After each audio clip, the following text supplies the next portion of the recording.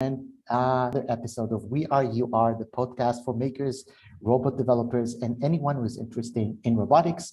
Today we have an interesting guest, Professor Brad Nelson. Hello, Brad. How are you? Hello, Guy. I'm very well. How are you? I'm fine. Thank you very much for participating in our podcast. For those of you who do not know Brad, let me give you a quick overview about Professor Nelson. So Professor Nelson received mechanical engineering degrees from the University of Illinois and University of Minnesota, and also has a PhD in robotics from Carnegie Mellon University. He has been a faculty member of the University of Minnesota and University in Illinois of Chicago, has worked at Motorola, Honeywell, and has served as a United States Peace Corps volunteer in Botswana, Africa. He has been the professor of robotics and intelligent system at the Swiss Federal Institute of Technology since 2002. An interesting guest we have today, and today we're going to talk with Professor Nelson about nanorobotics and microrobotics. So, Brett, can you give a quick overview to those who are not familiar with the term nanorobotics, microrobotics? What is it? So micronanorobotics really cover two areas. Of course, the difference between micro and nano are size. Microrobots tend to be micro robotics tends to operate in ranges from a millimeter to a micron. So that's a millionth of a meter as a micron. And then nanorobotics is anything below that. So the whole area it can focus on two things. One is on how do you handle small things at small scales. So it's micro manipulation, nano manipulation, the tools we build to go underneath that. And this field really got started in around 1995. There started to be more and more interest in it, in that. And then around the early 2000s, 2002, 2003, a few groups got interested in how to really make small intelligent machines. So it's how do you manipulate, how do you handle small objects robotically, but also how do you make small intelligent micro robots and nanorobots. Wow, super interesting. And what would be the challenges or specific challenges in those sub-industries of robotics in compared to the, let's call them a standard challenge that any robot developer has on a daily basis? Sure. Well, I'm going to spend most of my time talking about micro and nanorobots because those are kind of the cool thing these days. So the first challenge is, how do you fabricate? How do you make something that small, something that's smaller than a millimeter and going all the way down to nanometers in scale? And so the kinds of processes we use to make them are based on semiconductor processes, the same processes we use to make computer chips, computer memory, and those kinds of things. So a lot of the processing is derived from that, although then we've developed some new technologies along the way, like direct laser writing, where you can actually write with micron precision to create these tiny little features. There's also a lot of chemistry involved. So I work very closely with a chemist in our group, Professor Salvador Pani, who's a co-director of my lab. So I'm a mechanical engineer, he's a chemist, and we come together in that way. So the challenge is how to fabricate, how do you make these things? The other thing is how to power them. How do you get energy into them? They're very, very small. They can't carry much energy. So usually people use external energy sources. We use magnetic fields primarily. Other people have used ultrasound to deliver energy to them, or light. Some kind of chemical power as well people have used. That's one of the challenges. The other challenge is how do you see the things? So you use microscopes, you use electron microscopes, but in the body, a lot of the applications are in medicine or that we're looking at and doing these in vivo or in tissue. And so then you have the challenge of having to use X-rays to look through the body to see them, or ultrasound. People also use ultrasound.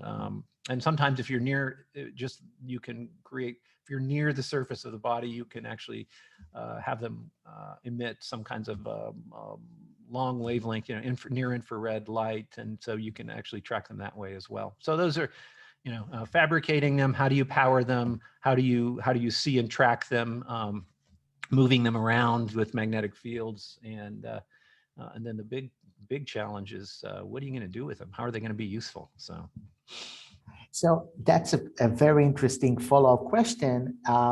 In what kind of industries do you expect them to evolve? You mentioned the medical industry, obviously a very big and important industry to develop micro and nano robots, but do you see other industries as well? And if not, in which sub-industries inside the medical industry do you see the nano and micro robots get a main stake, in the future? Yeah. Well, yeah, as you say, I think the first application, the clearest application is in healthcare, using them to deliver drugs or to ablate tissue or something like that. But there are other areas people have considered for these small devices. One is in cleaning water. There's been work out of Joe Wong's lab on trying to collect oil droplets with these things in water. We had a situation several years ago where we were developing materials for delivering. We were trying to deliver drugs. We're using these special materials Salvador Pane was experimenting with called multiferroics, and the idea was they're a kind of material that can transform between electrical, mechanical, and light energy. And so we thought, oh, we can use these perhaps to, if we attached drug molecules to them, but with mechanical energy, with magnetic energy, we might be able to get the drug to release, so we could control the release of that. And we were surprised to find that the drug was disappearing on us. Which is exactly what we didn't want it to do. And so then what we understood, and what Salvador and Fajr Mushtaq, his PhD student, working on it, what they were realizing was they were actually breaking down these drugs. They were catalyzing them, and then all of a sudden realized this is a potential way we can get rid of all these micropollutants that we have in our water. So there's a big push now in the future to make our water even cleaner. There's a lot of things like hormones and pesticides and these small molecules that are not good for our health or for the biosystems. They're very, very difficult to remove from the water. In fact, most places they're not currently removed. If you do, there's a couple of technologies that are energy intensive and have their own environmental issues. And so Fajr and Salvador and I created a company called Oxyle, and that spinoff company is trying to develop this technology for helping clean waterways. We're working here in Switzerland, but there's also interests all around the world for this kind of technology. So we think some of the technologies can go into environmental applications as well. So you mentioned you did a spin-off company. Now that brings out the question that why do you want to do this if it's so unbelievably hard? At least sound to me as unbelievably hard. Yeah, it is hard. It's a challenge. So there's a couple of reasons. One is, I'm a mechanical engineer, and ultimately I want to see my technology out in the real world, really helping society. It's great to do research. It's great to publish papers and to work in the research community. But as I get further in my career, the real joy is seeing your technology put to use in the real world. And so sometimes you have to spin off a company to try to push that. And our first company was a company called Femto Tools that we spun off in 2007, and now they sell basically materials testing equipment based on some of the microrobotic technology we started developing back in 1998 was when we started, and eventually that turned into this company in 2007. And now that's we consider a successful company that is active in its particular market segment. But when you get into the medical side, particularly with microrobots, at some point you need to go through medical regulations, the medical device regulations. And to do that, you really need a company. You need a company that's going to sell the product, that has to control the quality. So you have to put a quality management system. And so there's a whole way that you need to, a whole process that you need to go through to get this out there. And so to take our microrobots and all the associated technology that goes with that, and to translate that into medical therapies that are going to be put in patients, you really need to found a company and set up all of the regulatory structure, framework, manufacturing, and all that, so that you can actually start doing therapies in patients. So it's very hard, but it if it was easy, everybody'd do it. And I've got a great team, and they're all enthusiastic to try to see these things happen. Interesting. Another question, with your permission. You mentioned the size as some kind of a limitation in terms of it looks, it's obviously at the size of a microprocessor or something like that. You see in the future autonomous microrobots, or some kind of an operator, whether it will be a bigger robot or a human being, will always have to activate and operate those? Well, I guess the the ultimate goal in all this would be, to have autonomous microrobots that were smart enough to figure out where they needed to go. Say you're treating a tumor or a blood clot in your brain, smart enough to figure out where that is, go there, and then deliver the enzyme to try to break up the blood clot, or the drug to try to kill the cancer cells. And we think about that. That's a very much a research topic, how to get there. But in the near term, clearly the way this is going to work, and the way we're working, is we develop little catheters and endoscopes that can go in your veins or in your gastrointestinal tract and get deep into your body. And then those release the smaller devices where your catheter or your endoscope can't reach. And those then we control magnetically to go to the location of the thrombosis or the blood clot you have, or that. So it's kind of a step-by-step process where we have a larger system, that kind of robotically controlled system that's always guided by a surgeon who's controlling that and controls that, and then triggers the release of these devices, which then go further and deeper into the body to try to reach the source of the disease. So in what kind of a way does this microrobot communicates with, let's say, the server or the processor that actually process the information that it gets from this microrobot?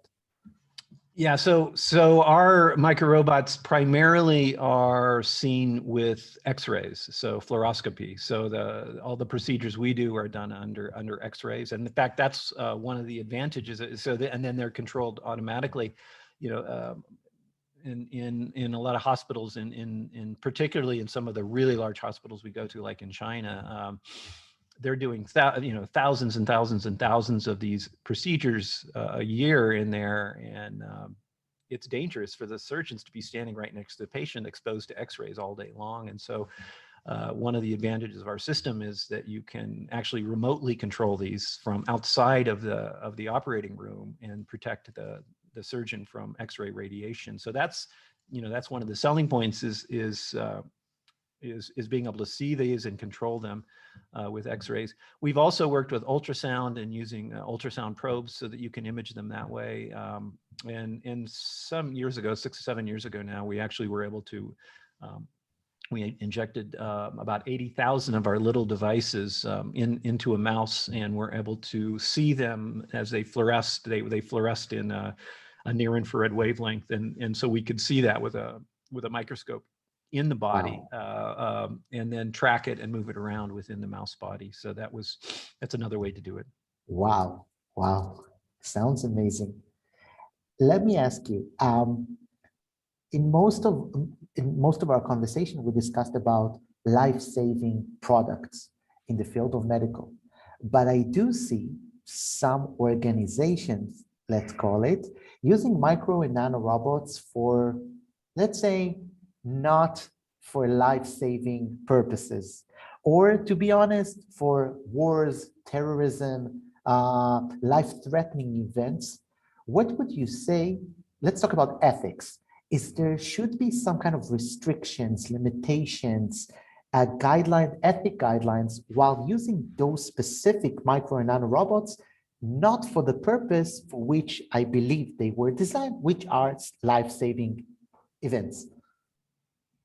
Yeah, well, so ethical considerations for us are primarily on the medical side, and that's just to make sure these, we follow all the medical device regulations that are applicable, that these are, non-toxic, they're not going to hurt, that the materials, that's a huge constraint on this field is choosing the right materials that aren't going to cause harm to the body. I mean, you can do a lot of really cool work with toxic magnetic materials, but they're never going to get in the body, so we don't go down that path. But if there were, other nefarious uses for them, like taking over, somebody's thought processes and stuff like that, I've had those questions from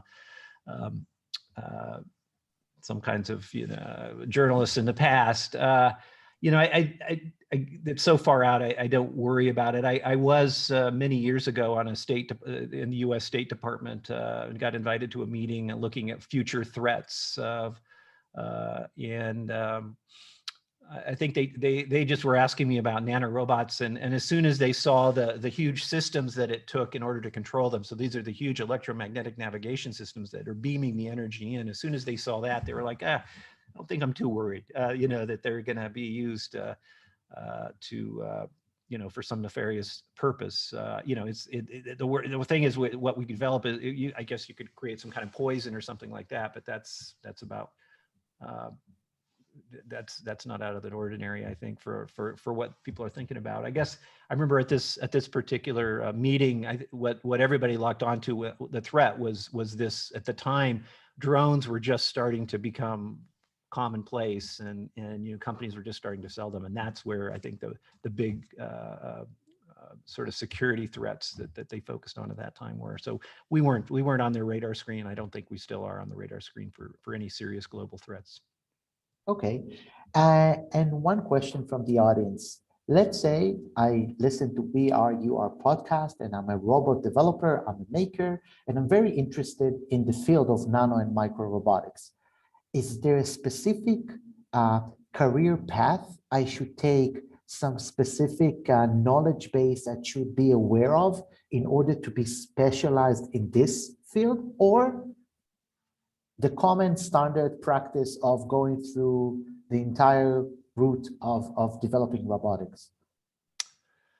Well, so micronanorobot is a very multidisciplinary field, more so than maybe traditional robots, because the material side of it is so important in fabrication. I'm a mechanical engineer by heart. I like robots and controls and programming and sensors and cameras and all the stuff that are in real robots. But then when I started working in this field, I realized I needed to come up to speed on the material side and fabrication. And so I took a lot of special courses on learning how to do MEMS, microelectromechanical system fabrication. And then I just started working more closely with real chemists who really understand this field. And that's why Salvador's just right next door to me. We work very closely because he does that side, and then I do more of the robot control side. But you got to know, I think you want to know a little about both. So I think any discipline, you can any of the relevant disciplines you can come up through: mechanical, electrical engineering, computer science. You want to get a little materials, you have to some biology as well. And I think, it's an evolving field, and it's a very new field, and we're still trying to define what it is. But I think it's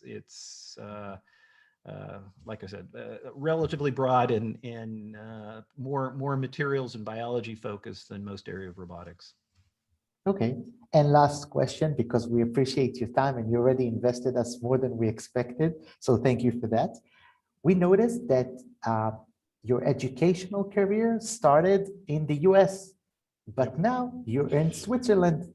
So what was attractive in Switzerland, and specifically in the lab that you're heading, that made you make the entire move from the US to Europe? And what are the special and most interesting projects that you are working on and would like to share, obviously, and are watching and are not necessarily yours?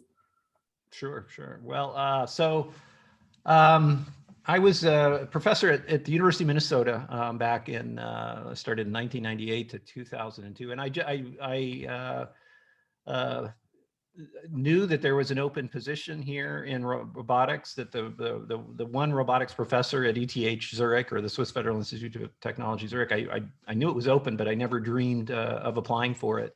But I got an email and they said, this is open. We think somebody from ETH had been through my lab in Minnesota, and they had come back and evidently talked about what we were doing. And so they sent an email to me and said, we think you might be a good candidate. Why don't you come out and take a look? And, I talked to my wife, famous last words, it never hurts to send a CV. I came out. It was a beautiful day in June. The mountains were out. I could see the Alps. And you come here, Zurich's a beautiful city. And I realized what an international university this was, great facilities. I got to see what really strong students there were here. And ETH as a university, each professor here has a chaired position, so you're able to, support with federal funding here a small group, around 8 to 10 people, just to focus on whatever problem you want. So you can actually, what it allows me to do is to think very long term about the future of my field. And this is back in 2002 when I got here, and we had decided then, I remember early, in fact, I can remember when we decided to go down this path, it was February 2003, decided, what I really want to do is build small intelligent microrobots. And that's what we've been doing here. And it's a great infrastructure here. There's fantastic people here. I think the first week I was on the job, Kurt Withrick won the Nobel Prize from ETH. So that was a big deal. And, we were, yeah, so it's a great place to be a professor, to build a lab here. And Switzerland's a wonderful, beautiful country to live in. So we've been here for quite a while, and but the real joy is being able to attract such strong students and researchers here. So yeah, that's how I ended up here, and I don't see myself going anywhere for a while, I think so. Lucky you. Lucky you. Professor Brad Nelson, thank you so much for participating in our podcast and this episode. It was fascinating. We appreciate your time. Thank you so much. Thank you very much, Guy. It's nice talking to you.